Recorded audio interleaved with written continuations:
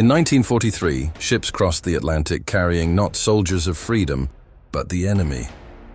Thousands of German prisoners of war, men who had fought under the swastika, who had believed in Hitler's vision, who had fired upon Allied forces, were now sailing toward American shores. Behind barbed wire on American soil, these captured Nazi soldiers would soon do the unthinkable. They would help the very nation they had fought to destroy. This is not a story of heroes. Nor is it simply a story of enemies. It is a story of humanity in the most unlikely of places, of labor camps that became communities, of farmers who worked alongside the men who had tried to conquer the world, of prisoners who discovered that the America they had been taught to hate was not what they expected. Between 1943 and 1945, over 375,000 German prisoners of war would be held on American soil, the largest POW operation in U.S. history. They would pick cotton in Mississippi, harvest wheat in Kansas, cut timber in the forests of Montana, and in doing so, they would help keep the American economy alive while its own sons fought overseas. This is their story. Welcome to Wardiere. The story begins not in America, but in the deserts of North Africa, May 1943. Tunisia. General Dwight D. Eisenhower's forces have cornered the German Afrika Korps. Field Marshal Erwin Rommel has already fled to Europe. What remains of his legendary army, over 130,000 German and Italian soldiers, have nowhere to run. They surrender. It is the largest mass surrender of Axis forces to that point in the war. Row after row of German soldiers, hands raised, weapons discarded. Rommel's once mighty force, defeated in the sand. And suddenly, the Allied command faces an unexpected problem. What do you do with 130,000 prisoners? Britain is already overcrowded with POWs. The island nation has neither the space nor the resources to hold them. German bombing raids threaten prison camps daily. Food is severely rationed. The British people themselves are struggling to survive. Prime Minister Winston Churchill's government turns to its American allies with a direct request. Take them across the Atlantic. President Franklin D. Roosevelt and the U.S. War Department agree. America has space. America has the resources. And America, it turns out, needs something the prisoners can provide. Labor. And so begins the greatest prisoner transfer in history. Throughout the summer and fall of 1943, Liberty ships and transport vessels departed from North African ports, Casablanca, Oran, Bizerte. In their cargo holds, where military equipment and supplies usually sit, are now rows of German soldiers, former tank commanders, infantrymen, panzer grenadiers, Luftwaffe ground crew, officers of the Wehrmacht. Some are hardened veterans, others are barely 20 years old. The crossing takes 2 weeks. The Atlantic is rough.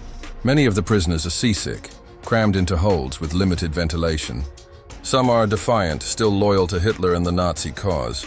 Others are simply relieved to be alive. They have heard stories, whispered rumors in the POW camps of North Africa of what awaits prisoners captured by the Soviets.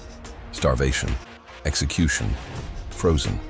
Labor camps in Siberia where men die by the thousands. But America? That is unknown territory. Most expect harsh treatment. Revenge.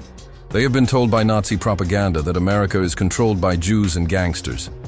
That Americans are weak, decadent, incapable of real warfare.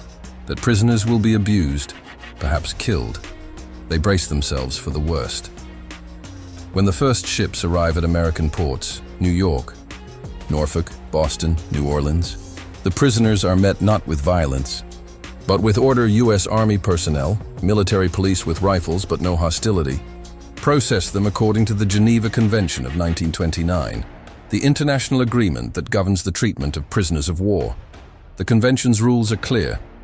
POWs must be treated humanely, without torture or degradation, given adequate food, shelter and medical care allowed to work, but only in non-military labor, protected from public curiosity and humiliation, allowed to send and receive mail through neutral countries, subject to the same discipline as the captor's own troops, the United States. Determined to maintain its moral standing and ensure reciprocal treatment for American POWs held in Germany and Japan, follows these rules strictly. At the processing centers, the prisoners are photographed, fingerprinted assigned prisoner numbers. Medical officers examine them, Interpreters conduct brief interviews. Officers are separated from enlisted men, as required by the convention, and then they are loaded onto trains.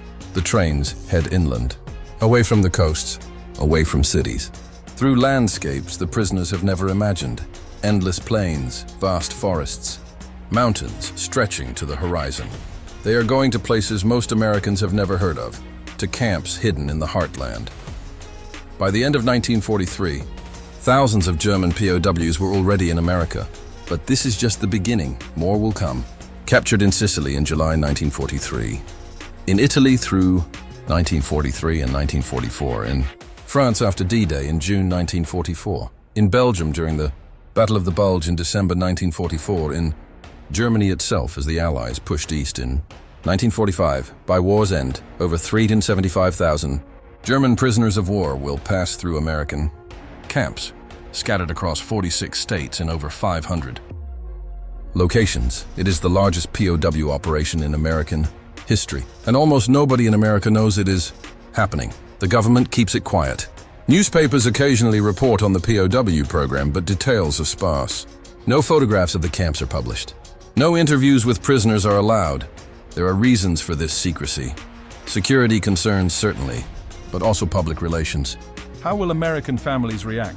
Families who have sons fighting and dying in Europe, when they learn that German soldiers are living safely on American farms, eating regular meals, sleeping in warm barracks. The government decides better to keep it quiet. And so in the American heartland, a parallel world takes shape. A world of barbed wire and guard towers, of German voices in Kansas wheat fields, of prisoners in Wehrmacht uniforms walking through Mississippi cotton fields. A world almost invisible to most Americans, but very real to those who live within it. Camp Clinton, Mississippi, August 1943. Behind 2 rows of barbed wire fence, rows of wooden barracks stretch across former farmland. Guard towers stand at each corner, searchlights mounted and ready. American soldiers with rifles patrol the perimeter. This is now home to 3,000 German prisoners of war. From the outside, it looks like a prison. But life inside is nothing like what these men expected. Under the Geneva Convention, POW camps must provide conditions roughly equivalent to those of the captor nation's own military bases. The U.S. Army takes this requirement seriously. Each prisoner receives 3 meals a day. The rations are substantial. More food than many Germans have seen since before the war began. Breakfast includes eggs, bread, coffee, sometimes oatmeal or pancakes. Lunch brings stew or soup with meat and vegetables. Dinner offers pork or beef, potatoes, bread, occasionally dessert. One prisoner, Johann Schiller, later writes in his memoir, "We could not believe it. We ate better as prisoners in America than we did as soldiers fighting for Germany in the Afrika Korps. Our rations in the desert were barely enough to survive. Here we had more than enough. The barracks are simple but adequate. Wooden buildings, each housing 50 to 60 men. Bunk beds with mattresses, not straw, blankets, pillows. Each man has a footlocker for personal items.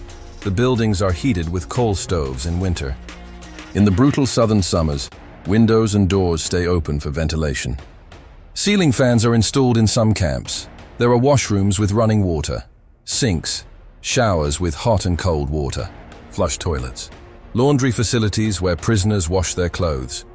For men who had spent months in foxholes in North Africa, sleeping in sand, drinking from canteens, urinating in the desert. This is luxury beyond imagination. But the camps are more than just barracks and mess halls. The prisoners organize themselves according to military hierarchy. German officers retain their rank among fellow POWs, a Geneva Convention requirement that preserves military discipline and command structure. Each morning begins with a roll call. Prisoners line up by barracks. German officers take attendance and report to American camp commanders. The U.S. Army counts every prisoner, every day, multiple times.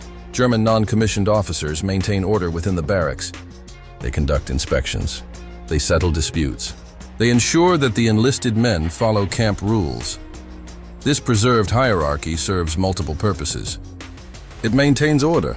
It gives the prisoners structure and purpose. And it satisfies the Convention's requirement that prisoners retain their military identity. The camps develop their own internal economies and cultures. Each camp has a canteen, a small store where prisoners can purchase items using scrip, not real money. The scrip is earned through labor, 80 cents per day for work done outside the camp. Officers, who under the convention cannot be forced to work, receive a smaller allowance. At the canteen, prisoners buy cigarettes, the most popular item, candy and chocolate, soap and toiletries, writing paper and pencils, simple personal items. Some camps allow prisoners to purchase beer, watered down, but beer nonetheless. The sight of German POWs drinking beer in an American prison camp is surreal, but it follows Geneva Convention guidelines about treatment. Recreation is encouraged.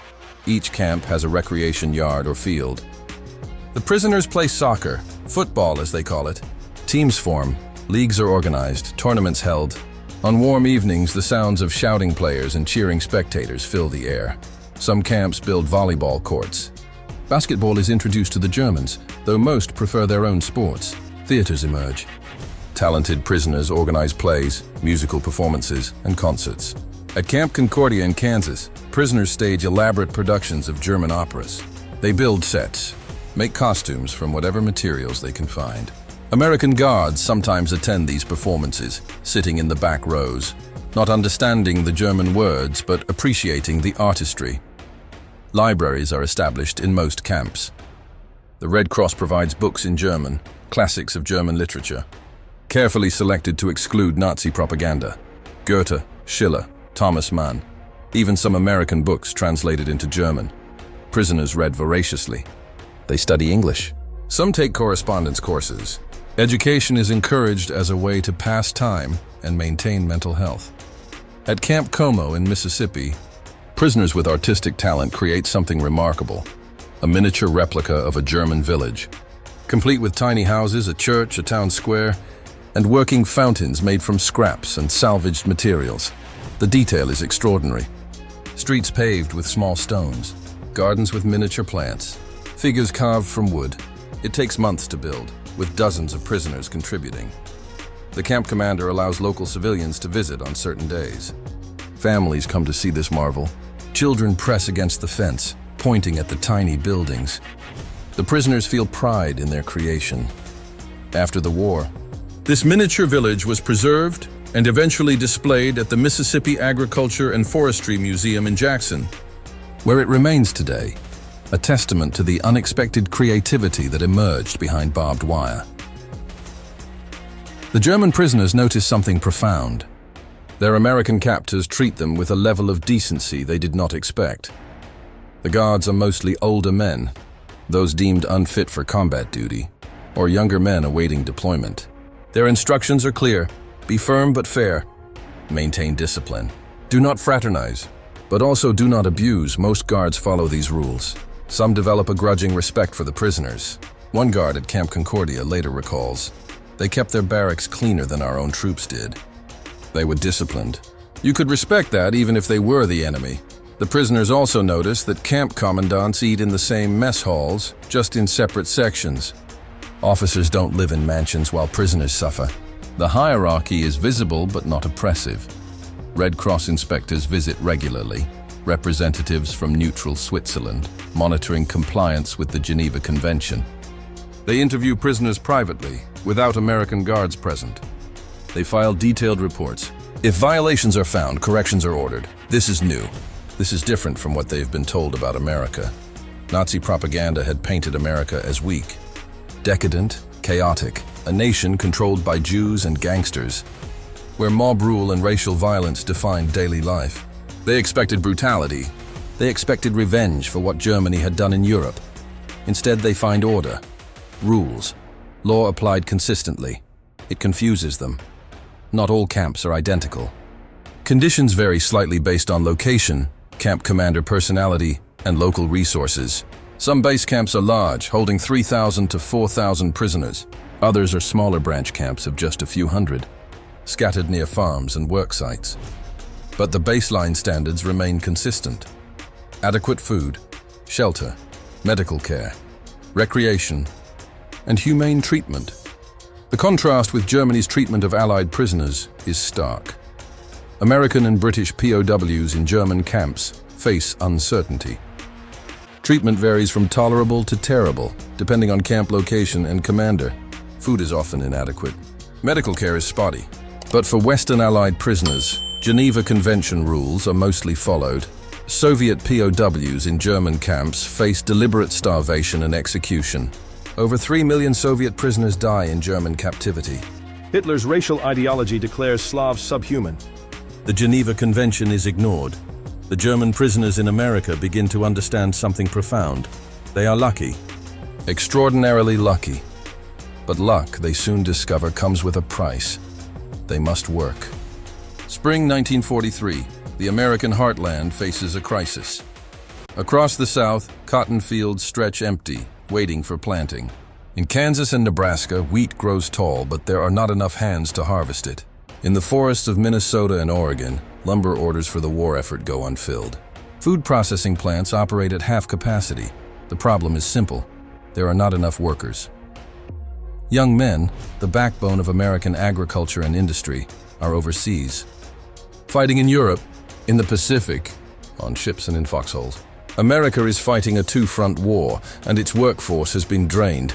Women have entered the workforce in unprecedented numbers. Rosie the Riveter builds planes and ships in factories. But agriculture still requires massive manual labor, work that is brutal, physical, and seasonal. The government estimates a shortage of 1.5 million agricultural workers alone. Urban industries compete with farms for remaining workers. Wages rise, food production drops. Rationing becomes more severe. The nation that must feed not only its own people but also Allied forces in Europe faces a genuine crisis. In Washington, military planners and the U.S. Department of Agriculture reach the same conclusion. German POWs must fill the gap. The legal framework already exists. Article 27 of the Geneva Convention explicitly allows POWs to work, provided the labor is non-military in nature. No weapons manufacturing. No military construction paid, though wages can be minimal voluntary for officers. Mandatory for enlisted men and NCOs safe and humane. The U.S. Army begins coordinating with the War Manpower Commission and the Extension Service of the Department of Agriculture. By summer 1943, the German POW labor program was in full operation. The economics are carefully structured. Farmers, logging companies, and food processors contract with the U.S. government for POW labor.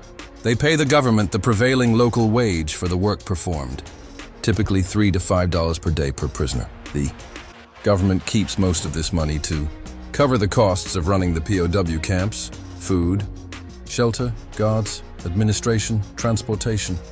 The prisoners receive 80 cents per day in canteen scrip, not real money, but credit that can be spent at camp canteens. Everyone benefits. Farmers get desperately needed labor. The government offsets camp costs. Prisoners earn money for small luxuries and have productive work to pass the time. But implementation requires careful logistics. Each morning before dawn, the routine begins. At camps across America, prisoners are awakened early. They eat breakfast in the mess halls, substantial meals to fuel a day of hard labor. Trucks arrive at the camp gates, military vehicles or civilian trucks contracted by the government. Guards with rifles oversee the loading. Prisoners climb into the truck beds, 10 to 20 men per vehicle. The trucks drive to farms, orchards, forests, or processing plants. The distances vary. Some work sites are nearby, others are 30 or 40 miles away. At the work site, guards establish a perimeter. They carry rifles but often keep their distance, allowing the prisoners to work without constant close supervision. Escape attempts in broad daylight on open farmland are rare and futile. The work begins. In the cotton fields of Mississippi and Louisiana, German POWs learn to pick cotton. It is backbreaking work. They move down rows, pulling white bolls from sharp stems, filling large canvas sacks that drag behind them. The Mississippi Delta sun is merciless. Temperatures exceed 95 degrees with crushing humidity. The prisoners sweat through their clothes. Their hands bleed from the sharp cotton plants until they develop calluses. Local sharecroppers, many of them Black Americans who have worked these fields for generations, watch the German prisoners with mixed feelings. Some find it strange that white enemy soldiers now do work that Black Americans have done for centuries.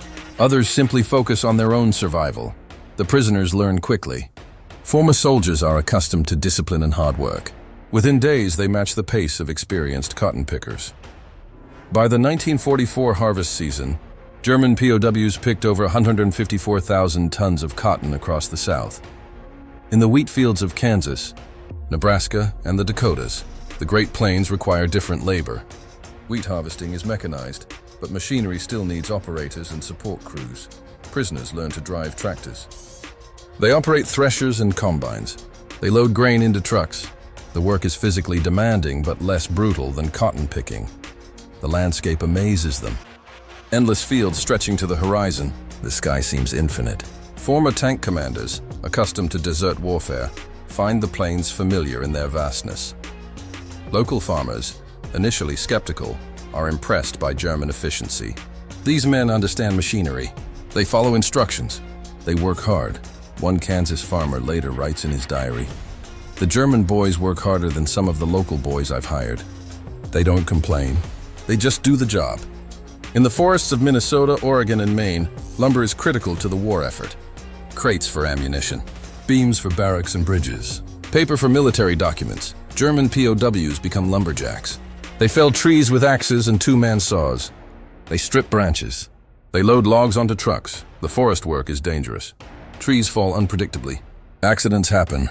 Several prisoners are injured, some seriously. They are treated at local hospitals, where civilian doctors and nurses care for them without prejudice. The prisoners produce millions of board feet of lumber. The war machine requires wood, and German hands provide it. In the canneries and food processing plants, in California, Oregon, and Washington, German POWs work in fruit and vegetable canneries. They sort tomatoes, peel peaches, pack beans into cans. The work is repetitive, but less physically exhausting than field labor.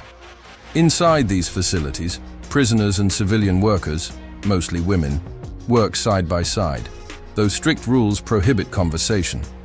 Guards enforce separation, but proximity creates a strange intimacy. They are human beings doing the same work, separated only by war. The irony of the situation is not lost on anyone. German soldiers, men who fought to expand Hitler's empire, who participated in the invasion of Poland, France, North Africa, are now producing food that may end up feeding American troops, fighting Germans in Europe. Wheat harvested by POW. Hands in Kansas becomes bread for soldiers landing at Normandy, canned.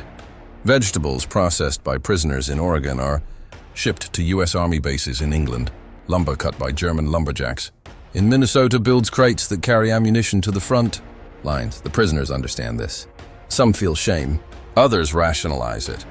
We are following the Geneva Convention. We have no choice. We are simply surviving, but all of them recognize the absurdity. By 1944, the numbers tell the story. German POWs contribute labor equivalent to 75,000 full-time agricultural workers. They harvest 154,000 tons of cotton. They cut millions of board feet of lumber. They process countless tons of fruits and vegetables. They work in 46 states, across over 500 locations. Without this labor, economic historians later calculate, American food production would have dropped 10 to 15%. Prices would have soared. Rationing would have been more severe. The home front would have suffered significantly. The German POWs are, inadvertently and ironically, helping America win the war against Germany. But the work program creates unexpected consequences that no one anticipates. In small rural towns across America, German prisoners become part of daily life. They are visible, present, working in fields alongside civilians, eating lunch under shade trees, taking water breaks. The government issues strict rules: no fraternization, no personal conversations beyond work instructions, no gifts, no trade. Prisoners and civilians must remain separate, but rules. In small towns where everyone knows everyone, where farmers struggle to save their families' livelihoods, where human nature resists artificial barriers, these rules are hard to enforce. Cracks appear in the wall between enemy and neighbor. And through those cracks, something unexpected begins to grow. Across America, hidden in plain sight, an archipelago of prison camps spreads from coast to coast. Over 500 locations in 46 states. Each camp has its own character, its own stories, its own place in this extraordinary chapter of history. Let us visit the most significant, Camp Clinton. Mississippi Clinton is a small town 10 miles west of Jackson, the state capital. Population 1,200, quiet, rural. And suddenly, in 1943, it became home to 3,000 German prisoners of war. The camp is built on former farmland. Rows of wooden barracks stretch across cleared fields.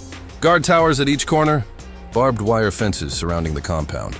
At its peak, Camp Clinton is one of the largest POW installations in the South. The prisoners work primarily in cotton fields throughout the Mississippi Delta.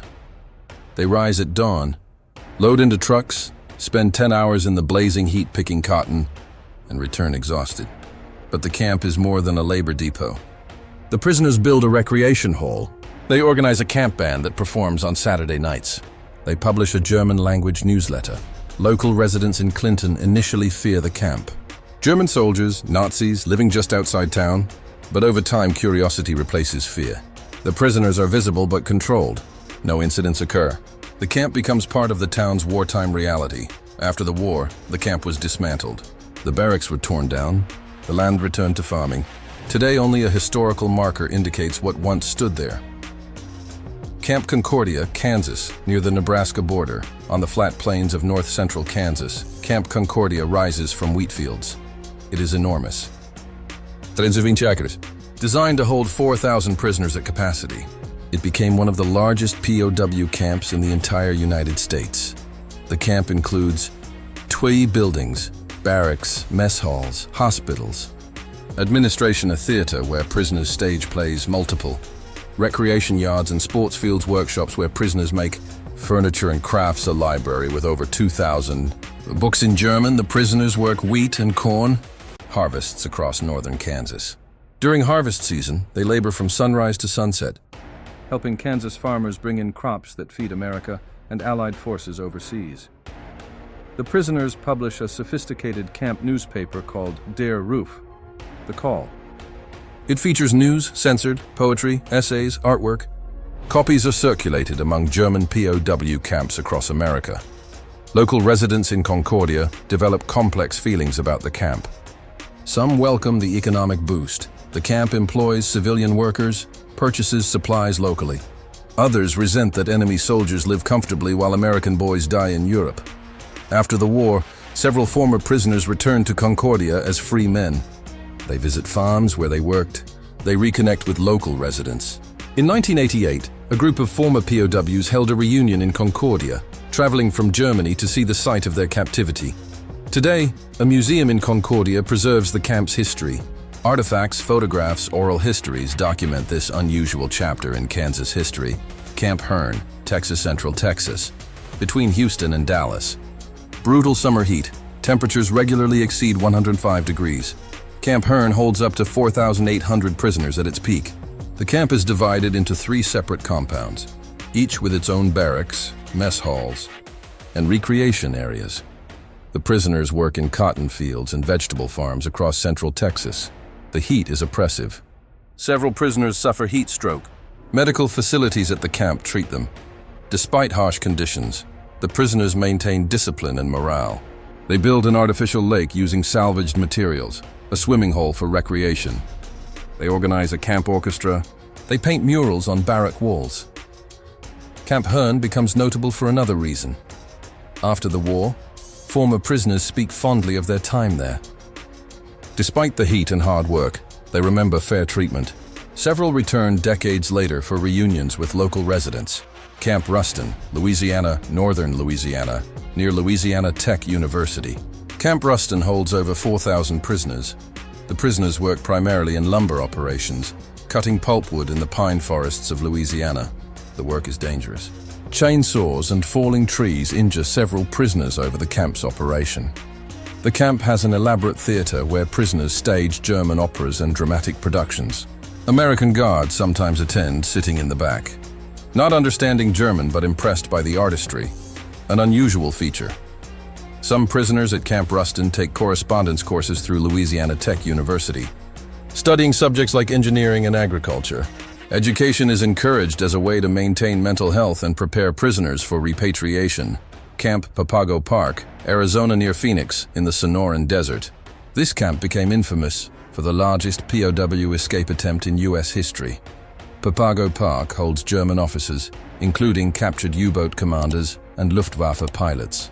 These are experienced military men, trained in escape and evasion. Led by U-boat Captain Jürgen Wattenberg, a group of prisoners plans an elaborate escape. For months, they dig a tunnel at night. The tunnel is 178 feet long, shored up with wood scraps and tin cans. The engineering is impressive. Military precision applied to prison break. On December 23, 1944, 25 prisoners escaped through the tunnel. Their plan: reach Mexico, 60 miles south, then make their way to South America and eventually back to Germany. It is a terrible plan. The Arizona desert is unforgiving. They have minimal water, no food, and poor maps. Within days, most are recaptured, dehydrated, and sunburned. Some are found wandering deliriously. The last escapee, Captain Wattenberg himself, is captured 3 weeks later hiding in a cave near the Gila River. All are returned to the camp. No one is seriously injured. No one is executed. Under Geneva Convention rules, escape attempts are not capital crimes. The U.S. Army is embarrassed by the breach, but follows protocol. The escapees face disciplinary action, solitary confinement, loss of privileges, but nothing more. Fort Robinson, Nebraska, a former cavalry fort in northwestern Nebraska, converted to hold German POW officers and NCOs. Fort Robinson is a relatively comfortable camp. Officers cannot be forced to work under Geneva Convention rules, so daily life is less structured. Prisoners have more free time, more autonomy, but Fort Robinson becomes the site of tragedy. In March 1945, a German corporal named Johannes Kunze was suspected of informing American authorities about escape plans and internal Nazi activities. A group of fanatical Nazi loyalists decides he is a traitor. On the night of March 8, 1945, they attacked him in a shower room. 7 men beat him to death with clubs and fists. American guards discover his body. An investigation follows. 5 prisoners are identified as the ringleaders: Berthold Seidel, Hans Demmer, Hans Schomer, Willi Scholz, and Otto Stengel. They are tried in a U.S. military court. All 5 are convicted of murder. They are sentenced to death. On July 10, 1945, 2 months after Germany's surrender, all 5 were hanged at Fort Leavenworth, Kansas. They are the only German POWs executed on American soil for crimes committed in captivity. The Kunze murder shocks the POW system. It exposes the dark reality that within the camps, internal Nazi terror cells enforce loyalty through violence. Camp Como, Mississippi, a smaller camp, but notable for one extraordinary creation. Prisoners at Camp Como, using salvaged materials and donated supplies, build an elaborate miniature replica of a German village. The detail is extraordinary. Tiny houses with shingled roofs, a church with a working bell cobblestone, streets, gardens with miniature plants, working fountains made from scrap metal carved.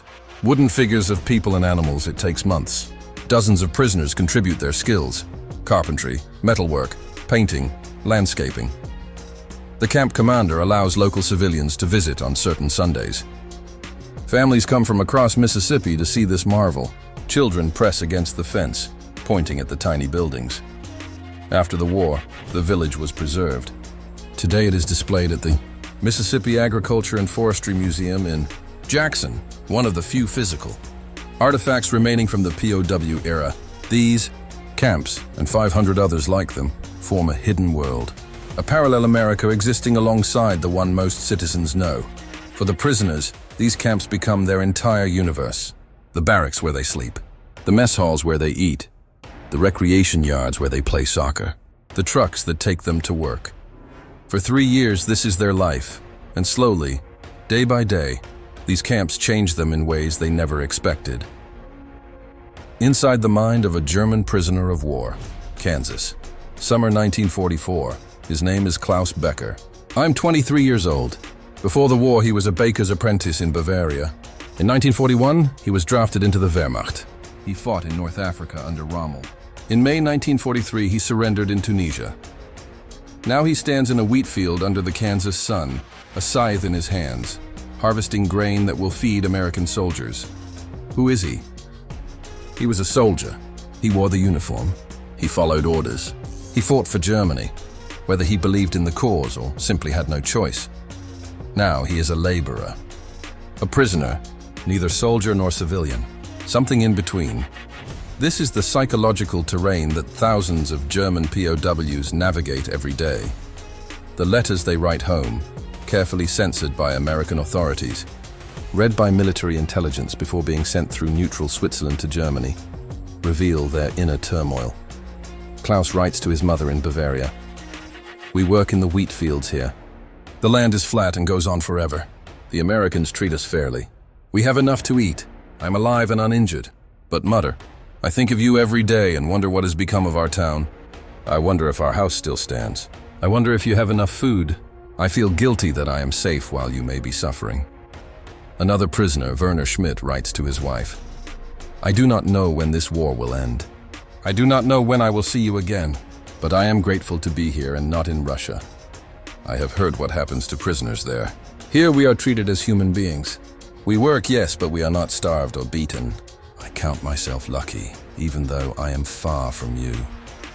These letters reveal men grappling with guilt, relief, confusion, homesickness, and a growing sense of cognitive dissonance. The America they were taught to hate is not the America they experience. Nazi propaganda had painted a specific picture of America. Nation weakened by racial mixing and Jewish influence, controlled by gangsters and criminals, decadent, soft, incapable of real sacrifice, a place where mob rule and chaos defined daily life, cruel to prisoners, vengeful, barbaric, but the reality they experience is different. Gods who are firm but not cruel, regular meals. Sometimes better than what German soldiers received medical care when they are sick or injured, rules that are applied consistently, not arbitrarily a legal system that protects even prisoners. This creates profound confusion. If the propaganda was wrong about America, what else was wrong? Within the camps, ideological divisions form. Not all prisoners think alike.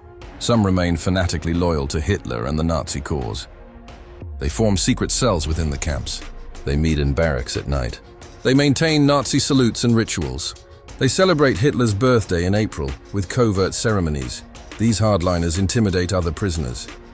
They identify defeatists, men who express doubt about Germany's victory. They report traitors, prisoners who cooperate too willingly with Americans, who speak English too freely, who express admiration for American ways. At Fort Robinson, this internal terror turns deadly. Johannes Kunze, suspected of informing on escape plans, is beaten to death by Nazi loyalists in March 1945. His murder shocks the camp system and reveals the dark side of prisoner life. Internal violence enforced by true believers. But not all.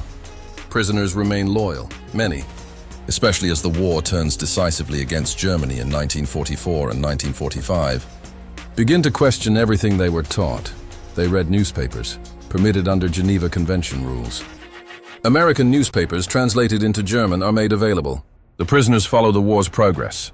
They read about Allied advances, the liberation of Paris in August 1944, the Soviet push into Poland, the Allied crossing of the Rhine in March 1945. They see newsreels, propaganda, yes, but also truth. Cities bombed, casualties mounting, Germany retreated on all fronts. Slowly, the realization sets in: Germany is losing. The 1,000-year Reich will not last even 12 years. The U.S. Army establishes a re-education program called intellectual diversion. The goal is denazification, to expose prisoners to democratic ideas, to show them that the regime they served was evil, to plant seeds that might grow into democratic citizens when they return to Germany. The program includes screenings of American films about democracy and freedom, lectures by German-speaking American officers' books by anti-Nazi, German authors' discussions about democratic governance, exposure to uncensored news about Nazi atrocities. The most powerful component, newsreels of concentration camps. As Allied forces liberate camps in 1945, Bergen-Belsen, Dachau, Buchenwald, film crews document the horrors. Mountains of corpses, emaciated survivors, gas chambers, crematoria. These films are shown to German POWs. the reaction is mixed. Some refuse to watch.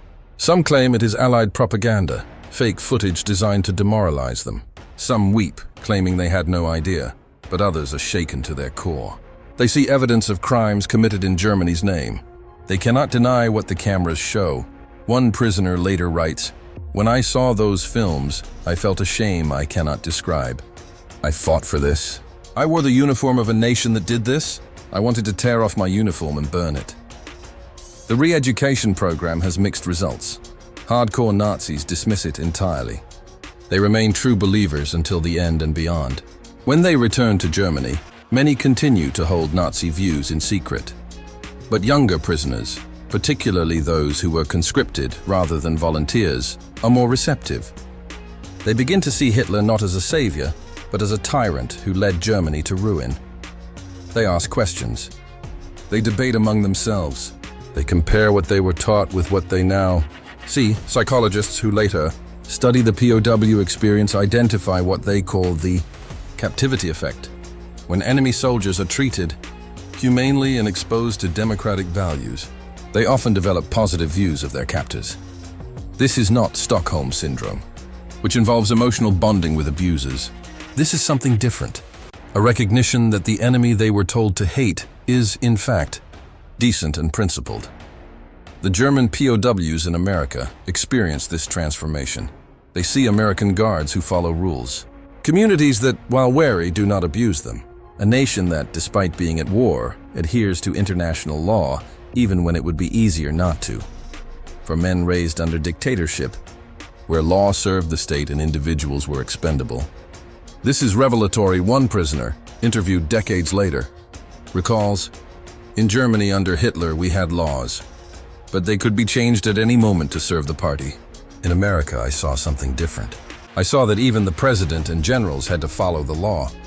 The law was above them. This was completely new to me, but the internal struggle remains constant. These men are still German. They still love their homeland. They worry about their families under Allied bombs. They mourn fallen comrades. They remember their own fathers who fought in the First World War."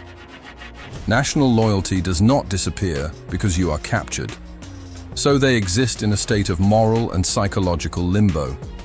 They work for the enemy, but tell themselves they have no choice. They are treated well, but feel guilty that they are safe while Germany suffers. They begin to doubt Nazi ideology. but cannot fully reject their identity as Germans. They see American fairness, but wonder if it is genuine or strategic. Every day brings this internal tension. When Klaus Becker harvests wheat in Kansas, he knows this wheat might feed American soldiers who will kill German soldiers, maybe his own comrades, maybe his brother who is fighting in France. How does he reconcile this? He tells himself, I am following the Geneva Convention. I am required to work. I have no real choice. I am doing what I must to survive so I can return home when the war ends. But late at night, in his bunk, staring at the ceiling of the barracks, the questions remain. The work itself provides structure, purpose, a way to pass time and maintain sanity. Without work, the days would be endless. Sitting in a camp with nothing to do but think about home, about the war, about an uncertain future, that would drive men mad. So they work. And in the work, they find a strange kind of peace. The physical exhaustion helps them sleep. The routine helps them maintain discipline. The small wages let them buy cigarettes and coffee. They become workers as much as prisoners. Farmers know them by name. Guards develop informal relationships. The lines between enemy and laborer blur, just slightly. And through this process, almost invisibly, they begin to change. They are no longer the same men who were captured in Tunisia or Sicily or Normandy. Captivity has transformed them. Not entirely, not completely, but enough. When they eventually return to Germany, they will carry these experiences with them, and some of them will remember that even in war, even as enemies, they were treated with dignity. That memory will matter more than they realize. Kansas, summer 1944. Harold Mitchell watches as a military truck unloads 10 German prisoners at the edge of his wheat field. An armed guard stands in the shade of an old oak tree, rifle slung loosely over his shoulder, more bored than vigilant. Harold is 52. His son Robert is fighting in France, somewhere in Normandy. He hasn't heard from him in 3 weeks. The prisoners line up. Harold gives instructions through an interpreter. The men nod and move into the field with practiced efficiency. For 3 days, they work side by side. Harold on his old tractor. The prisoners gather and bind sheaves behind him. By the 3rd day, Harold brings an extra canteen of water from his house. His wife Emma packs extra sandwiches. The guard pretends not to notice. On the 4th day, one of the prisoners, a young man named Klaus, approaches Harold during the lunch break. In broken English, he asks, "Your son, he is a soldier?" Harold nods, his throat tight. France. Somewhere in France. Klaus is quiet for a moment, then carefully. "I hope he is safe." Harold looks at this young German man, maybe the same age as Robert, standing in his wheat field on a Kansas farm, thousands of miles from home. He nods again. "Thank you." They return to work. This is not friendship. Not quite. The war stands between them, but it is human. 2 men on opposite sides of a terrible conflict, sharing a moment of understanding. These small moments happen across America. Again and again, quietly, almost invisibly, the official rules are clear and strictly enforced. No fraternization, no personal relationships, no gifts or trade. The prisoners are enemies, even if captured. But rules collide with reality in small towns where everyone knows everyone, where the local diner is the center of social life, where farmers struggle to save crops that represent their family's survival. It is hard to maintain pure hostility toward men who are helping you survive. The prisoners notice this. They work hard. They learn quickly. They are efficient and disciplined. Military precision applied to civilian tasks. American farmers, initially skeptical or frightened, find themselves impressed. These are not lazy conscripts. These are motivated workers who take pride in doing a job well. Respect grows cautiously on both sides. Louisiana, 1944. Margaret Thompson is a widow. Her husband died in 1941 before Pearl Harbor from a heart attack. Her 2 sons are overseas, one in the Pacific, one in Europe. She runs a small farm alone, barely surviving. When the county agent tells her she will receive 4 German prisoners to help with the harvest, she is terrified. Germans, Nazis, killers, but she has no choice. Without help, she will lose the farm. The prisoners arrive on a Monday morning. They are polite. They call her ma'am. They work harder than she expects. They repair a broken fence she had been unable to fix for 2 years. When her old dog dies, the dog her husband gave her, one of the prisoners, a man named Heinrich, who once trained shepherd dogs in Bavaria, digs the grave without being asked. He places stones around it in a neat circle. Margaret stands there watching, tears streaming down her face. By the end of the season, when the prisoners return to their camp for the last time, Margaret cries again. She watches the truck drive away, carrying men who were supposed to be her enemies, and she feels only gratitude. Years later, in 1968, she wrote to the Red Cross trying to find Heinrich to thank him properly. She never receives a reply, but she tells her grandchildren about the German prisoners who saved her farm. Not all interactions are positive. The war has wounded too many American families for universal acceptance. In some towns, particularly where families have lost sons in combat, anger runs deep and hot. In Illinois, when prisoners are assigned to work at a local cannery, a group of townspeople protests loudly. "Our boys are dying over there and we're feeding the enemy here." Signs appear in store windows. No service to Nazi sympathizers. The army holds a town meeting. A colonel explains the Geneva Convention, explains the labor shortage, explains that without this labor, food production will collapse and rationing will become even more severe. The protests subside, but resentment simmers. In Texas, a farmer named William Harrison refuses to use prisoner labor. "I'll let my crops rot before I take help from Nazis," he declares at the general store. His neighbors use prisoners and save their harvests. His cotton rots in the field. The next season, with debts mounting and his farm on the brink of foreclosure, Harrison relents. 4 German prisoners work in his fields. He barely speaks to them, but he takes their labor. Desperation makes pragmatists of us all. In the camps and work sites, Guards and prisoners develop their own complex dynamics. Some guards remain strictly professional. They maintain distance. They enforce rules rigidly. They never speak to prisoners except to give orders, but others are more relaxed. They share cigarettes during breaks. They joke despite the language barrier. They show photographs of their families. The prisoners show photographs of theirs. One guard in Montana, interviewed years later, recalls, "I got to know some of them pretty well. Not friends exactly. But I learned their names. I learned about their families. They weren't monsters. They were just guys. They didn't start the war, they just got caught in it. Same as our boys.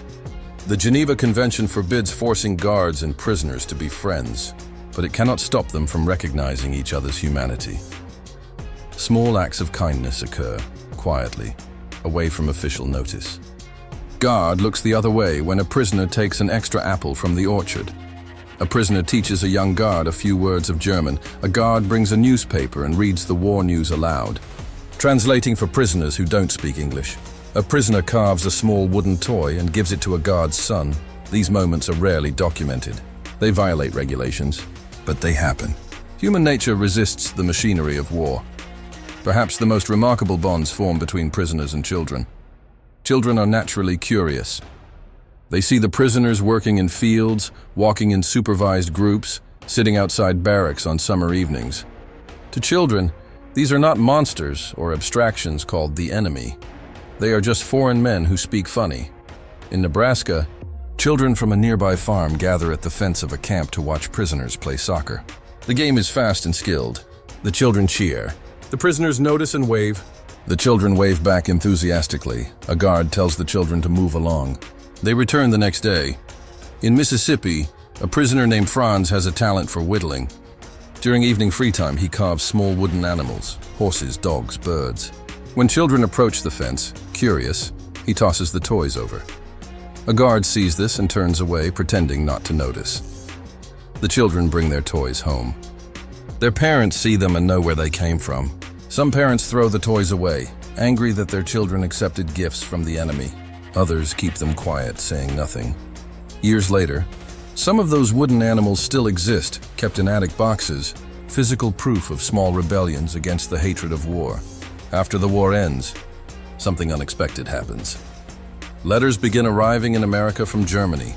Former prisoners writing to thank farmers who treated them well, to ask about the guard who shared his coffee, to inquire about the children who waved at the fence, to remember with gratitude moments of kindness in a dark time. Some of these correspondences last for decades.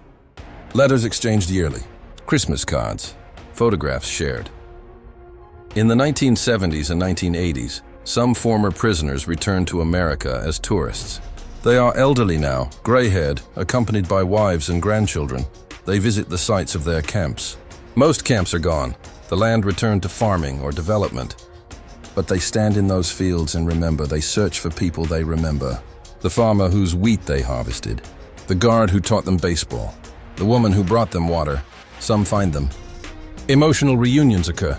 Old men embrace, cry, and speak in broken mixtures of English and German. In 1983, a former prisoner named Ernst Mueller returned to Kansas. He stands in a wheat field near where Camp Concordia once stood. The camp is completely gone. Nothing remains but flat farmland. He is interviewed by a local newspaper reporter. He says, "This is where I learned that not all enemies are evil. This is where I learned what democracy means, not as propaganda, but as lived experience. I came here as a prisoner and left as someone who understood that America was different from what I had been taught. This field changed my life. The bonds formed during those years, against all odds, across enemy lines, in defiance of war's logic, prove more durable than barbed wire or hatred. They testify to something essential about human nature, that even in the worst circumstances, even when everything conspires to divide us, we can still recognize each other as human beings. This is not sentimentality. This is not naivety. This is historical fact, documented in letters and interviews and memories. And it stands as a quiet rebuke to those who claim that enemies must always remain enemies. That understanding is impossible. That hatred is permanent. The German prisoners and American civilians who worked side by side in those fields proved otherwise. The camps are not as secure as the American public believes. Barbed wire can be cut with wire cutters made in a workshop. Guard towers cannot watch every inch of perimeter. Fences can be tunneled under, and German soldiers are trained in escape and evasion. Under the Geneva Convention, attempting to escape is not considered a crime. It is, in fact, considered a soldier's duty. POWs who attempt escape and fail face only disciplinary action, extra work detail, loss of privileges, solitary confinement for a period. They are not beaten. They are not executed. The German prisoners know this, and some of them try. Between 1943 and 1946, there were over 2,222 documented escape attempts from POW camps across America. The vast majority fail quickly and almost comically. A prisoner slips away during a work detail in a cotton field. He walks for 3 hours before being spotted on a road by a local sheriff. He is cold, hungry, has no plan, and no idea where he is. He surrenders immediately. Another prisoner in Oregon walks away from a lumber camp. He is recaptured within 2 hours, sitting by a stream, already regretting his decision. But some escapes are more sophisticated and dramatic. Camp Papago Park, Arizona. December 1944, Captain Jürgen Wattenberg is a decorated U-boat commander. He has sunk Allied shipping in the Atlantic. He is experienced, disciplined, and does not accept captivity easily. For months, he organizes a plan. He recruits other experienced officers, U-boat men, Luftwaffe pilots, men with military engineering skills. Together they decide, we will tunnel out. The work begins in secret. At night, prisoners take turns digging. They work in shifts. They remove dirt and hide it under barracks, spreading it so guards won't notice disturbed ground. They shore up the tunnel walls with wooden slats from bed frames and tin cans scavenged from the camp kitchen. The tunnel is 178 feet long. It takes months. The engineering is impressive. Military precision applied to prison break. On the night of December 23, 1944, 25 prisoners crawl through the tunnel and emerge outside the fence. They scatter into the Arizona desert. Freedom. Their plan is audacious and terrible. Walk 60 miles south to Mexico. From Mexico, make their way to South America. From South America, somehow return to Germany to continue fighting. It is fantasy. The Arizona desert is unforgiving. December nights are freezing. Days are hot. There is almost no water, no food, no shelter. The prisoners are poorly prepared. They have bottles of water they saved from the camp. A few have bread hidden in their shirts. They wear their POW uniforms, easily spotted. They have no maps beyond rough sketches. Within 24 hours, the first escapees are recaptured. A rancher spots them and calls authorities. Within 3 days, most are caught. Some are found wandering deliriously from dehydration. Others are discovered hiding in dry creek beds or under brush. The last escapee, Captain Wattenberg himself, remains free for 3 weeks. He was finally caught in late January 1945, hiding in a cave near the Gila River, surviving on cactus fruit and creek water. All 25 are returned to Camp Papago Park. None are seriously injured. None are executed. The U.S. Army is embarrassed by the security breach. The camp commandant is reprimanded. Security is tightened, but the prisoners face only disciplinary consequences. Time in solitary confinement. Loss of privileges. The Geneva Convention protects them even in their attempted escape. Not all escape attempts are about reaching Germany. Some prisoners escape simply to prove they can, to maintain their identity as soldiers, to resist, even symbolically, their captivity. In Texas, a prisoner named Fritz Hahn escaped 7 times over 18 months. Each time he is caught within a few miles of the camp. Each time he is punished and returned. After his 7th attempt, an American officer asks him, "Why do you keep trying?" "You know you'll be caught. You know you can't get back to Germany." Fritz responds, "Because I am still a German soldier." And a soldier tries to escape. "It is my duty," the American officer nods. He understands. In a strange way, he respects it. But the greatest security threat comes not from escapes, but from within the camps themselves. Nazi loyalists maintain their own internal system of control. They form secret cells. They identify prisoners who cooperate too willingly with Americans. They intimidate waverers. They enforce party discipline through threats and violence. They maintain Nazi rituals in secret, salutes, celebrations of Hitler's birthday, discussions of racial ideology, and they punish those they deem traitors. At Fort Robinson, Nebraska, this internal terror reaches its terrible peak. Johannes Kunze is a German corporal. In March 1945, he was suspected of informing American authorities about escape plans and internal Nazi activities within the camp. On the night of March 8th, 7 Nazi loyalists attacked him in a shower room. They beat him with clubs fashioned from table legs. They kick him repeatedly. The attack is brutal and sustained. He dies from his injuries.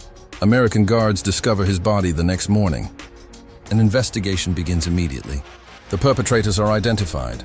Berthold Seidel, Hans Demmer, Hans Schomer, Willi Schultz, and Otto Stengel are charged as ringleaders. They are tried in a U.S. military court. The trial is thorough and fair. Evidence is presented. Witnesses testify. The accused have defense attorneys. All 5 are convicted of murder. They are sentenced to death. On July 10, 1945, 2 months after Germany had surrendered, all 5 were hanged at Fort Leavenworth, Kansas. They are the only German POWs executed on American soil for crimes committed in captivity. The Kunze murder shocks the entire POW system. It reveals what authorities had suspected but hoped to contain, that within the camps, hardcore Nazis enforced terror against their own countrymen. In response, the army begins segregating prisoners. Hardcore Nazis are identified and moved to special camps with tighter security and fewer privileges. Camp Alva in Oklahoma becomes a designated camp for fanatical Nazis. Security is maximum. Recreation is limited. The goal is isolation, to prevent them from radicalizing or terrorizing other prisoners. But overall, escape remains rare and unsuccessful. The simple geographic reality works against prisoners. The U.S. mainland offers no easy path to freedom. In Europe, a POW might escape and reach a neutral country, Switzerland, Sweden, or reach underground resistance networks. But in America, Mexico cooperates with U.S. authorities and returns escapees. Canada does the same. The oceans are thousands of miles wide. There are no underground networks to help German soldiers. Most prisoners understand this quickly. Escape is fantasy. The desert kills you. The authorities catch you. There is nowhere to go. And there is another factor. The camps are, relatively speaking, comfortable. Why risk death in the desert or mountains when you are fed, housed, safe, and the war will eventually end? By 1945, as Germany's defeat became obvious to everyone, even hardcore Nazis lost enthusiasm for escape. They are angry, bitter, resentful, but not suicidal. The camps remain secure not because the fences are impenetrable, but because most prisoners have nowhere to go and nothing to gain from trying. May 8, 1945, V-Day. Victory in Europe. Germany surrenders unconditionally. In camps across America, German prisoners gather around radios in mess halls and recreation rooms. American guards allow them to listen. The news is announced in German by Allied radio broadcasts. The war is over. The Third Reich has fallen. Hitler is dead. Suicide in his bunker in Berlin. Germany is defeated, occupied, divided. The prisoners listen in silence. Some weep openly. Some stare in shock, unable to process what they are hearing. Some refuse to believe it. They insist it is Allied propaganda. Lies designed to break their morale, but most simply, sit in stunned silence. The world they fought to preserve no longer exists. The Geneva Convention requires repatriation without delay after hostilities end. But America is in no hurry. The logistics are staggering. How do you transport 375,000 prisoners back to Europe when the Atlantic is still needed for military supplies and returning American soldiers? And there is another reason for delay, one the government does not advertise. Labor. American farms still need workers. The men are not yet home from overseas. Demobilization takes time. The labor shortage persisted through 1945 and into 1946, so the prisoners keep working. Throughout the summer and fall of 1945, German POWs continued picking cotton, harvesting wheat, and cutting timber. They are still paid their 80 cents per day. They are still fed and housed, but they are restless, anxious, desperate to go home. They want to know, is my family alive? Is my house still standing? What will I return to? News filters into the camps about Germany's condition. The prisoners read newspapers, listened to radio broadcasts, and receive letters through the Red Cross. The reports are devastating. German cities destroyed by Allied bombing. Berlin, Hamburg, Dresden. Cologne reduced to rubble, millions of civilians dead or displaced. Famine spreading across the country. Germany divided into 4 occupation zones: American, British, French, and Soviet families scattered. Refugees flooding the roads. Many prisoners worry obsessively. One prisoner writes in his diary, "Every night I dream I'm walking through my hometown. Every morning I wake up and wonder if my hometown even exists anymore." The American authorities begin intensive denazification screening. Every prisoner is interviewed, interrogated, classified into categories. Category 1: hardcore Nazis, SS members, Nazi party officials, those who committed or are suspected of committing war crimes. These men are held longest. Some are transferred to war crimes tribunals. Category 2: Nazi party members, those who joined the party but have no evidence of crimes, held for additional screening and re-education. Category 3: Nazi followers, conscripts and soldiers who showed no particular ideological fervor, cleared for earlier repatriation. Category 4: Anti-Nazis, those who actively opposed the Nazi regime or were deemed never truly supportive, prioritized for early release. The screening process is imperfect. Some lie about their past, some hide their party membership, but the effort is genuine. America wants to return men to Germany who will support democracy, not resurrect Nazism. Some prisoners, particularly younger men who have embraced democratic ideas during re-education programs, ask if they can stay in America to help with reconstruction or emigrate permanently. The Army considers this but ultimately rejects it. Public opinion demands that the prisoners go home. Americans want them gone. Repatriation began in earnest in early 1946. The prisoners are transported from camps across America to ports on the East Coast. They travel by train, the same routes they took coming in, but now in reverse. At the ports, New York, Boston, Norfolk, they board Liberty ships, the same vessels that brought them to America years earlier. The crossing takes 2 weeks, just as before. But the journey is utterly different now. When they came to America, they were defeated but still soldiers. Proud men, even in captivity. They belonged to an army, a nation, a cause. Now they are simply men going home to a nation that no longer exists. The Germany they left in 1941, 1942, 1943 is gone. The Germany waiting for them is occupied, defeated, humiliated. As the ships approach European ports, Hamburg, Bremen, Bremerhaven, the prisoners crowd the railings to see their homeland. What they see shocks them. Hamburg, once a thriving port city, is a wasteland of rubble. Entire neighborhoods are flattened. Buildings stand as hollow shells. Craters from bombs pockmark the landscape. Frankfurt is destroyed. Munich is in ruins. Berlin is divided and devastated. This is not the Germany they remember. They disembark and are processed by Allied occupation authorities. Military police check their papers. They are interrogated again. Most are released to make their own way home. Some are detained for further questioning. A few, identified as war criminals or SS members, are transferred to Allied prisons awaiting trial. But most simply walk away from the processing centers. They carry small bags with their possessions. A few items of clothing, photographs, letters, perhaps a carved wooden souvenir made in camp. They wear Wehrmacht uniforms, now faded and patched, because they have nothing else, and they walk into the ruins of Germany to find their families. For many, the homecoming is bittersweet at best, tragic at worst. Some find their families alive. Reunions in crowded refugee apartments or makeshift shelters. Tears, relief, embraces. But also awkwardness. These men have been gone for years. Wives have survived alone, endured bombing raids, scavenged for food. Children have grown up barely remembering their fathers. The returning prisoners are strangers in their own families. Others find only graves. Houses destroyed by bombs, families dead, killed in air raids or starved, or lost in the chaos of the war's end. Hans Werner returns to his village outside Dresden. His house is rubble. His wife and 2 children died in the firebombing of February 1945. He stands in the ruins and realizes he has nothing left, and there is another burden. Shame. Germany in 1946 is confronting the full horror of what the Nazi regime did. Concentration camps have been liberated. The world has seen Auschwitz, Bergen-Belsen, Dachau, Treblinka. The evidence of genocide is undeniable. Newsreels show mountains of corpses. Survivors who are walking skeletons, gas chambers, crematoria.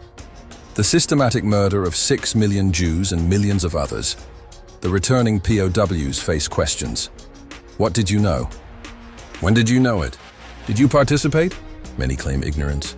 We were soldiers, not SS. We fought on battlefields, not in camps. We didn't know. Some of this is true. Many Wehrmacht soldiers genuinely did not know the full extent of the Holocaust while they were fighting. But ignorance is complicated. Willful blindness. Selective knowledge. Rumors heard and dismissed. The returning prisoners must navigate this moral landscape, while also trying to rebuild their lives in a destroyed country. But the prisoners who return from America carry something else. Stories. They tell of how they were treated. Fair guards, adequate food, medical care, recreation, respect under the Geneva Convention. They describe American farms, the vastness of the land, the wealth, the efficiency. They speak of ordinary Americans who, despite being at war, treated them with basic decency. In the ruins of Germany, where millions of Soviet POWs died in German captivity, where cruelty and brutality defined the Eastern Front. These stories sound almost unbelievable, but they are true, and slowly, quietly, these stories influence how some Germans think about America and democracy. By the end of 1946, nearly all German POWs had been repatriated. The camps in America are dismantled, barracks torn down or sold, guard towers removed, land returned to farmers or the military. Within a few years, most physical evidence vanishes. The largest POW operation in American history becomes a forgotten chapter. What do we make of this story looking back across 8 decades?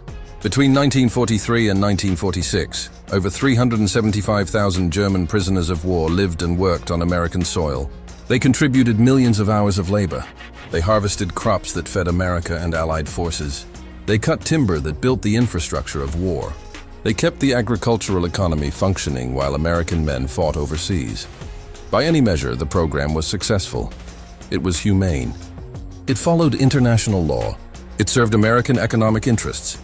And it demonstrated that even in total war, even when fighting an evil regime, civilization and legal principles can be maintained. Historians who study the program draw several important conclusions. First, the economic impact was substantial and perhaps decisive. The labor provided by German POWs was equivalent to 75,000 full-time workers at peak capacity. In agriculture alone, they helped maintain production levels that would have otherwise collapsed dramatically. They harvested 154,000 tons of cotton. They brought in wheat and corn harvests across the Great Plains. They cut millions of board feet of lumber. They processed fruits and vegetables in canneries. Without this labor, food prices would have skyrocketed. Rationing would have become far more severe. The American home front would have suffered significantly, potentially affecting war morale and production. The German POWs, ironically and inadvertently, helped America win the war against Germany. Second, the treatment of German POWs stands in stark contrast to how other nations treated their prisoners.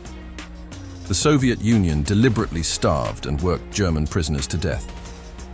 Over 3 million Soviet POWs died in German captivity. Japan brutalized Allied POWs, the Bataan Death March, hellish prison camps, forced labor. Germany's treatment of Allied POWs varied wildly depending on nationality and camp location. America's adherence to the Geneva Convention was not perfect. There were abuses, there were violations, there were moments of cruelty by individual guards. But overall, the system worked as designed. This is not nationalistic pride. This is a historical fact, documented in Red Cross reports, prisoner testimonies, and post-war scholarship. America chose to honor international law even when it would have been easier, and perhaps more emotionally satisfying, not to. This choice reflected American values and had consequences that extended far beyond the war itself. Third, the program had unexpected long-term effects on post-war Many German POWs who returned home became advocates for democracy. They had seen it in action. They had experienced fair treatment under law. They had witnessed a system where even prisoners had rights. In the years after the war, as West Germany rebuilt and embraced democratic governance under Allied occupation, these returning POWs played a small but meaningful role. They knew democracy was not propaganda. They had lived under it, even as prisoners. They could tell their fellow Germans, it works. It is not weak. It is actually stronger than dictatorship. This contribution is difficult to quantify, but historians of post-war Germany acknowledge it as a factor in the successful democratization of West Germany. Fourth, the program revealed something essential about American character and international law. In the midst of a brutal war against an evil regime, America chose restraint. Choose law? Chose to see the humanity in individual enemy soldiers, even while fighting their nation. This was not a weakness. It was strength. It was a declaration that America would not become what it was fighting against. Yes, America interned Japanese Americans during the war, a shameful decision that violated civil liberties and represented a failure of American principles. But in the treatment of enemy POWs, America largely lived up to its stated ideals and international obligations. This distinction matters. It shows that even nations can act with integrity in some areas while failing in others. It reminds us that principles must be constantly defended and applied consistently. In the decades after the war, something remarkable happened. Former prisoners begin returning to America, not as POWs, but as tourists. As free men, they visit the sites of their camps. Most camps are gone. The land returned to farming or development. But they stand in those fields and remember. They search for people they remember. The farmer whose wheat they harvested. The guard who shared cigarettes. The woman who brought water. The children who waved at the fence. Some find them. Emotional reunions occur. Old men embrace, cry, speaking in broken mixtures of English and German. In 1976, a group of former prisoners from Camp Hearn, Texas, returned for a reunion. They meet with local residents. They tour the site of the former camp, now overgrown farmland. They share stories. They laugh. They embrace one former prisoner, Carl Fischer, tells a local newspaper, "I was captured in Tunisia. I thought my life was over. I expected to be executed or starved. But America gave me a second chance to be human. I learned here that even in war, decency is possible." These reunions continued through the 1980s and 1990s. Some camps establish historical markers. Local historical societies preserve artifacts, photographs, letters, camp newspapers, carved wooden items prisoners made. Oral histories are recorded. Books are written. Documentaries are made. Today, physical evidence of the camps is scarce. Most were dismantled completely. Buildings torn down. Materials sold or repurposed. The land returned to its original use, but traces remain. At Camp Como, Mississippi, the miniature village created by prisoners is preserved and displayed at the Mississippi Agriculture and Forestry Museum at Fort Robinson. Nebraska, a historical marker, commemorates the camp and the tragedy of Johannes Kuntz's murder at Camp Concordia. Kansas, a small museum displays artifacts and photographs in dozens of local historical societies. Scattered documents and photographs preserve fragments of this history. These are echoes, remnants of a vast system that once held nearly 400,000 men across 46 states. Historians continue to study the POW program. Academic papers are published. Graduate students write dissertations. New documents emerge from archives. But in popular American memory, the story remains largely obscure. Most Americans do not know that German prisoners worked in their states, that enemy soldiers picked their food, cut their lumber, helped their economy during the war. It is not a shameful secret. It is simply forgotten, overshadowed by more dramatic narratives: D-Day, Pearl Harbor, the atomic bomb, the Holocaust. Perhaps this is because the story does not fit neatly into our preferred narratives about World War II. We remember heroism, the greatest generation storming beaches, defeating fascism, liberating concentration camps, victory over evil. But what do we do with the story of enemy soldiers being treated humanely, of prisoners helping the nation they fought against, of small moments of understanding across barbed wire? It complicates the story. It adds nuance to a war we prefer to remember in black and white, in clear moral terms. But history is never simple. And the story of German POWs in America reminds us of something profoundly important. Even in war, even with enemies, even in the midst of total conflict, we can choose humanity. We can choose law. We can choose to see the person behind the uniform, the individual behind the ideology. This is not a weakness. This is not naivety. This is civilization. The German POWs who worked American fields learned this lesson. Many carried it back to Germany and helped build a democratic nation from the ruins of dictatorship. The American Guards, farmers and civilians who treated them fairly, demonstrated that America's principles were not just words, but actions, and the system itself, imperfect, pragmatic, but fundamentally humane, showed that even in the darkest times, the light of law and decency can be maintained. This is the legacy, not forgotten, but waiting to be remembered.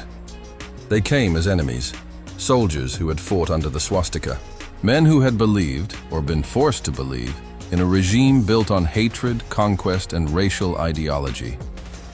They were captured in the deserts of North Africa, on the beaches of Sicily, in the hedgerows of Normandy, in the forests of Germany itself. They crossed the Atlantic expecting punishment, brutality, perhaps death. Instead, they found law. Behind barbed wire on American soil, they worked. They picked cotton in Mississippi, harvested wheat in Kansas, cut timber in Montana, processed food in California. They helped feed the nation fighting to defeat their homeland. And in those fields, in those camps, in those small moments of shared labor and unexpected humanity, something remarkable happened. They began to see America not as the enemy they had been taught to hate, but as a place where law mattered more than revenge, where fairness existed even for prisoners, where even in war human dignity could be preserved. When the war ended, they returned to a Germany in ruins. They carried with them memories of a strange captivity, of guards who were firm but fair, of farmers who brought them water, of a legal system that protected even those it imprisoned, of a nation that, despite having every reason for vengeance, chose restraint. For many, these memories shaped the rest of their lives. Over 375,000 German prisoners of war passed through American camps between 1943 and 1946. They were not heroes. They were not villains. They were soldiers caught in the machinery of war, men who found themselves on the wrong side of history. But they became witnesses to something essential, that civilization can survive even in conflict, that humanity can persist even across enemy lines, that law and decency are not weaknesses to be abandoned in crisis, but strengths to be maintained at all costs. Today, the camps are gone. The barracks were demolished. The guard towers were removed. Fields that once held prisoners have returned to farming. Towns that once housed thousands of German POWs have grown and changed. Most Americans do not know this story. It is not taught in schools. It appears in few textbooks. It is overshadowed by more dramatic narratives of the war, but the lessons remain, waiting for us to rediscover them. In a world still torn by conflict, still divided by hatred, still struggling with how to treat those we consider enemies, the story of German POWs in America offers something precious and rare. Hope. I hope that even in darkness we can choose light. That even in war we can choose humanity. That even with enemies we can choose to remember that beneath the uniform, beneath the flag, beneath all the reasons we fight, there are just people. Fallible people. Complex people. People capable of both great evil and unexpected decency. Captured as enemies, remembered as workers, and perhaps as men who learned that even in war, humanity can survive behind barbed wire. This has been the story of German prisoners of war in America. A story of conflict and cooperation, of law and compassion, of a moment in history when America, in the midst of its greatest war, chose to honor the principles it claimed to defend. It is a story of wheat fields in Kansas, where enemies worked together. Of cotton fields in Mississippi, where guards looked away from small acts of kindness. Of lumber camps in Montana, where men saw each other as human beings, despite the war that divided them. It is a story that reminds us we always have a choice, even in the worst circumstances, Even when fear and anger and the machinery of war push us toward cruelty, we can choose something better. That choice defines who we are. If stories like this move you, stories of courage, tragedy and redemption, stories that reveal the complexity and possibility of the human spirit even in the darkest times, join us at Wardiere, because history still whispers. If we're willing to listen,